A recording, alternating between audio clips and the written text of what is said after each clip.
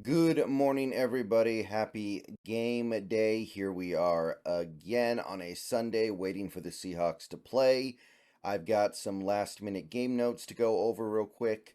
But first, I want to talk about a few not so related things just to go ahead and plug some stuff. First of all, as I said in my pregame video yesterday, I am going to be doing things slightly differently today. I am actually going to a watch party to watch this game.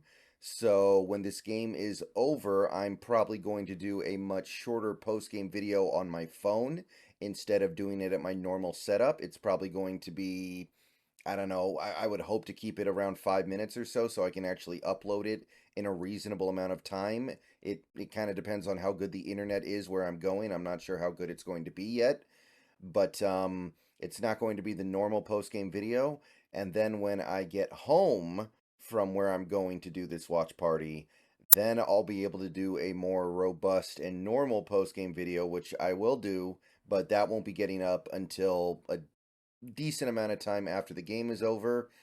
And on top of that, I don't know how that affects the post-game stream. I still would like to do a post-game stream, but it might only end up being like an hour long. It might end up being a little bit shorter than that even, because I don't want it to go too late. And obviously that would mean that most of the other Seahawks streamers on YouTube would get to have will have started, and some of them may have even finished by the time I start, which is not the end of the world, but I do understand that to a certain extent these things expire quickly. So if I do a post game stream later today, it won't be until probably well into the Sunday night football game. I know the Sunday night football game is interesting to us because the Vikings are playing. So I do want to stream at least some during that game, but I'm not 100% sure I'll be able to.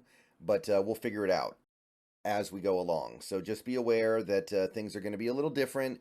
I am going to do my normal post-game video eventually, and I do want to do a post-game stream, but it's going to be one of those things where I have to see what time it is when things start to wrap up. So that's the first thing. Second thing, while I am here talking about this kind of stuff, I want to quickly plug again my Facebook page. I have a Facebook page now. I have an X account that I'm also starting to use more. So if you have a Facebook or an X account and you are not following me, please do so. All right, I think that pretty much wraps everything up. I've had the Discord for years, and pretty much everybody who follows me here on YouTube knows about the Discord. But if you don't, I guess you can jump into the server over there. It's a great place for us to talk about football stuff and interact during games. But yeah, I just wanted to go ahead and go through that. I'm trying to do more stuff on Facebook and X, so just want to make sure that knowledge is out there. All right, that was basically a rundown of all the stuff I need to go over.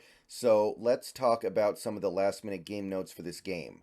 I said yesterday that the Seahawks signed Jason Peters to their active roster for the rest of the season, which I wasn't sure if they were going to do or not because that takes up a roster spot that you then have to take away from someone else. And that did happen. The Seahawks had to waive a player to clear a roster spot, and they chose Jake Curhan. Kind of surprising to me. I know Jake Curhan is not a good player, but I don't believe that he's a bad player either. I think he's a very flawed player. I think there are severe limitations to what he does, but this is a guy who has a decent amount of NFL experience and is very good at some things. He's a very good run blocker. He just really struggles in pass protection, but as long as you protect him correctly and utilize him correctly, he can be a valuable part of your backup offensive line. So I was a little bit surprised that we would bail on Curhan when we've spent these last couple years kind of developing him into a workable NFL player.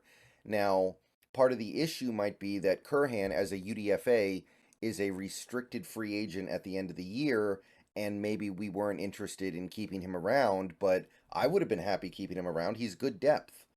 He's better depth than some of the guys who are still here, like Raekwon O'Neal. So this kind of surprises me, and I mean, at the end of the day, it had to be somebody.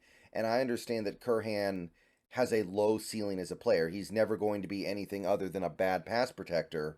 But I thought there would probably be somebody else out there that had less use than him. Because remember, while he's not particularly good at it, Curhan also has a little bit of flexibility in that he can play guard. So I don't know. This one kind of surprises me. I don't know if I like it. I think we now lose the restricted tag on him next year. So even if we bring him back, because that's what people are going to say, we can bring him back to the practice squad, which that may happen. I don't know. But I'm guessing that means we no longer have the restricted tag on him next year. So it'll be more difficult to keep him. I know it's not that big of a deal. It's Jake Curhan. He's not some great player, but I do kind of like having him around. So I do hope he at least makes it back to the practice squad. We'll see about that sometime next week. The practice squad elevation for this week was a safety Ty Okada, which is not a great sign for Jamal Adams. This kind of indicates that Jamal Adams may not be active, or at the very least, we expect him to be limited in this game. So, Ty Okada, maybe he gets a little bit of action here. Maybe Jarek Reed gets some action and Okada steps in on special teams. I don't know, but remember, Jamal Adams was not out there for the first Rams game either. And when that game went the way that it did, a lot of people said, well, the reason why that game went the way that it did was because we didn't have Adams. So now here we are, maybe not having Jamal Adams again. Not cool, not good. So that's definitely a potential disappointment. I wish the best to Ty Okada out there if he does end up playing, but it's always good to try to get a feel for what the team might be expecting based on the practice squad elevations. Now, I did hear from I think it was either Condotta or Greg Bell. They think Adams will play. So we're getting kind of conflicting information here, but definitely prepare for the possibility of Adams being inactive. And look, you could call it load management. Maybe it's just a load management situation. I can't knock the team for trying to do that to protect him long term. The only other news we have, this is good news here concerning Tyler Lockett. Adam Schefter reports that he is expected to play. So Lockett, who was genuinely questionable going into this game, according to the stuff Carroll said, expected to play. He does provide a longer explanation here in this Zeet from earlier this morning. They still want to work him out pregame before deciding he will play because it is a hamstring injury, but they do expect him to play. And also, worthy of note, the Seahawks did not elevate a receiver from their practice squad, and we know we're not going to have Derek Young. So the fact that we didn't do that is a positive for Lockett's status in this game. So that's definitely good news. We're going to need Lockett out there. And even if he isn't 100%, he's still a valuable player. So I'll take that. I'll take that and put it in my pocket and feel pretty good about it. Lockett looks like he's going to go. That's all we have. There are a couple other players that we still don't know about, and we're not going to know about until a little bit later. So for now, we'll just leave it at that. Looks like Lockett is playing.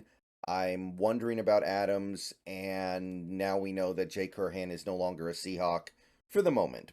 Very good chance he comes back to the practice squad. See you guys later. Go Hawks. See you guys after the game. Again, modified schedule, but we will still talk about it.